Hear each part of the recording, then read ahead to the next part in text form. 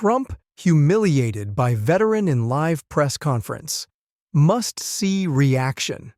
The press conference was in full swing, flashes of cameras, murmuring reporters, and Trump standing tall at the podium, exuding confidence.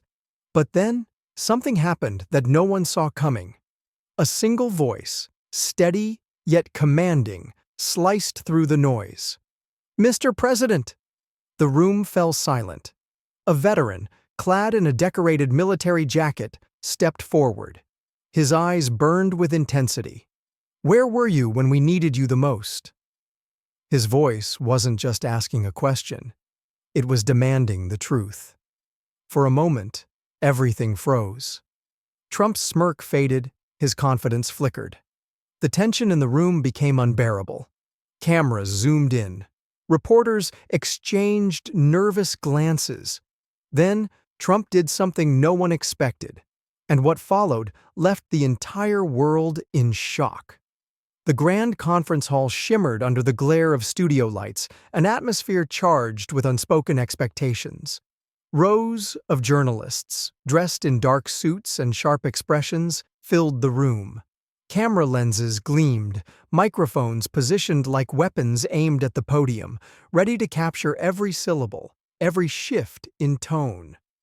The air smelled of polished wood and freshly brewed coffee, mingled with the faint static of live broadcasting equipment. Donald Trump stood at the podium, flanked by his aides, his signature confidence radiating through the room. The murmur of the crowd dimmed as he leaned into the microphone, flashing his trademark smirk. This was his arena. He thrived under pressure, bending narratives with his words, making headlines with every pause, every raised eyebrow. The press waited, fingers hovering over keyboards, recording history in real time. This press conference was different. The topic at hand: Veterans' Affairs. A sensitive issue, a sore wound in the American consciousness. Some called him a hero for what he had done for the military. Others called him negligent, blind to the struggles of those who had risked their lives for the flag. The debate was fiery, but no one expected what would happen next. A rustle near the back of the room. A man stood up, his movements slow but deliberate. The air shifted. The audience, once busy tapping notes and adjusting cameras, now turned their heads in unison. There he was. A war veteran. He wasn't just any veteran. He carried the weight of sacrifice on his shoulders, evident in the rigid way he stood. His face, weathered with time and experience, bore the scars of battle, some visible, others hidden deep within. His military jacket was adorned with medals, each one telling a story of valor, of blood spilled, of nights spent awake, wondering if he'd make it home. The room stilled as he stepped forward. "Mr. President!" The voice wasn't loud, but it carried the weight of history. It sliced through the air like a bullet, demanding attention, demanding respect. Trump, mid-sentence, paused. He squinted into the crowd, scanning the sea of faces, until his eyes locked onto the veterans. Something unreadable flickered across his face.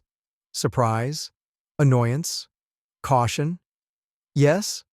Trump adjusted the microphone, his voice carefully neutral. "You got a question?"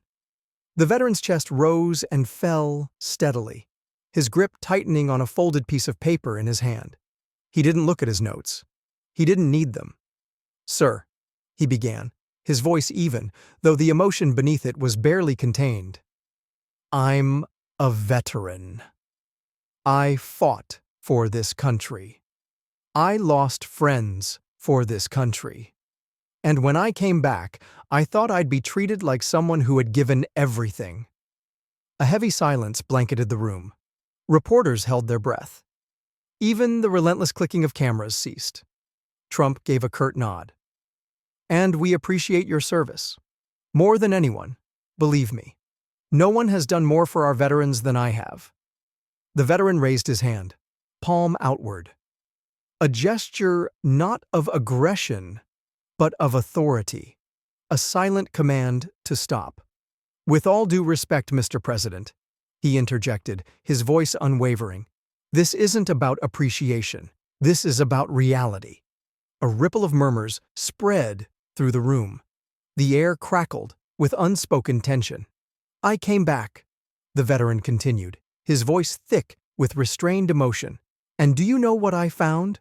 Hospitals overflowing with broken men, forgotten heroes sitting in wheelchairs with no one to push them, promises made to us, promises that vanished the moment our boots left foreign soil. His voice wavered, just for a second. He swallowed hard, forcing himself to push forward. My best friend died in my arms, sir. He wasn't even 25.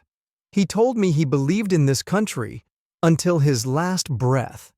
And yet, his mother had to fight tooth and nail just to get his benefits approved. The words hung in the air, heavy like lead. The veteran's eyes never wavered. He wasn't looking for applause, for sympathy. He wanted an answer. He wanted accountability.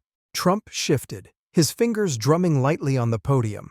His usual bravado seemed momentarily dimmed, as though he knew this wasn't the usual game of political rhetoric. We are working on it, Trump finally said, his voice slower now. We've passed legislation, we've made improvements. The veteran shook his head. Words, sir. I've heard them all before. But where is the action? A sharp inhale from the audience. The veteran's voice had shifted now, not angry, not desperate, but something far more powerful, determined. You say you support us. You say you stand for us. Then stand for us now. Not in speeches, not in tweets. Stand for us in the way that actually matters. For the first time that evening, Trump had no immediate response. The veteran took another step forward. His hand trembled slightly, but his resolve did not. Look me in the eye and tell me you've done enough. The room was silent. The cameras zoomed in, capturing the rare moment of uncertainty on Trump's face. And for the first time, the veteran saw something he hadn't seen before. A crack, a hesitation, a moment of realization. But the question still hung in the air, unanswered. And the world was watching.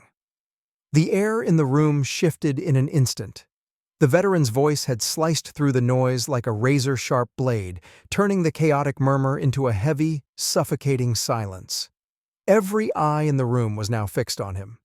Some held their breath, others exchanged glances, but no one spoke.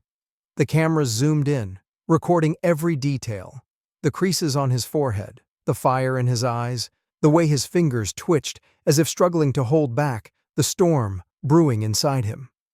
Trump, gripping the podium, scanned the crowd, his usual smirk faltering for a fraction of a second. His posture stiffened, as if bracing for impact. The veteran took a step forward, his boots clicking against the polished floor, a sound so small, yet in that moment, it was deafening. Mr. President, he repeated, his voice lower this time, but even more powerful. You've spoken a lot about supporting veterans, but I was there. I saw my brothers in arms abandoned. Tell me, where were you when we needed you the most? Gasps rippled through the room, a wave of shock rolling through the press. A reporter instinctively covered her mouth. Camera shutters clicked furiously, capturing history as it unfolded. Trump shifted, adjusting his tie, his expression unreadable. Then, he did what he always did. He reached for humor, for deflection. He let out a chuckle, shaking his head as if this was just another question he could brush off. That's a tough one, he said, his tone light. But you know, no one's done more for veterans than I have. People tell me that all the time. The best VA reforms, the best support. Believe me. The veteran didn't move. He didn't blink. He let the words settle, let the moment stretch into an uncomfortable pause. And then, he spoke again. This isn't a game, sir. His voice carried no anger, no desperation, only an unbearable weight of truth. I lost friends. I watched them bleed out in sand and dust, believing they would come home to a country that cared. Some of them never did. And the ones who made it back? They were met with broken systems, empty promises, and a government that forgot them the moment the war ended. Trump's smirk faded completely. His fingers, once drumming casually against the podium, now curled into the wood. For the first time, it seemed, he understood that this wasn't just another press conference. This was different. This was real.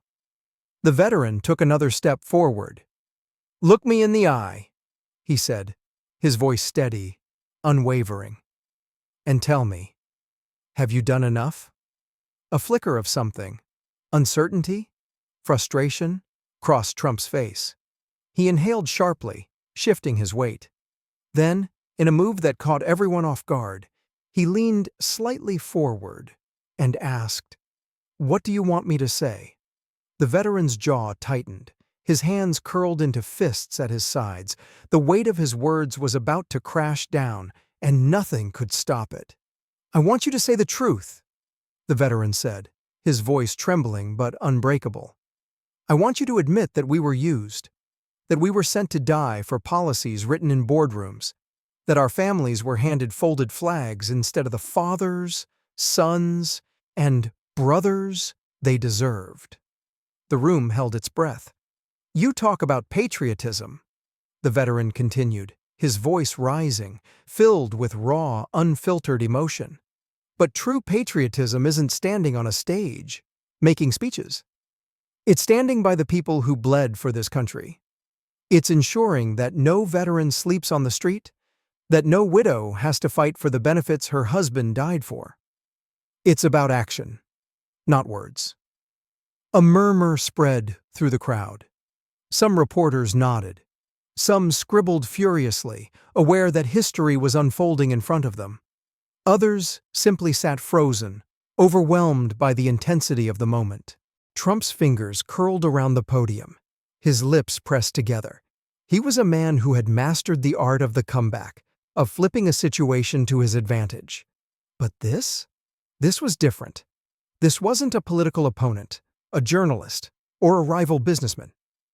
This was a soldier, a man who had faced death and survived, only to come home to find himself fighting another battle, the battle to be seen, to be heard, to be valued. A tense silence stretched between them, thick enough to cut with a knife. Then, the veteran delivered the final blow. "History remembers," he said, each word deliberate, unwavering. "Do you want to be remembered as a leader or a liar?" A stunned hush fell over the room. Some in the audience clapped, hesitant at first, then louder. Others sat in silence, their expressions unreadable. Reporters exchanged quick, sharp glances.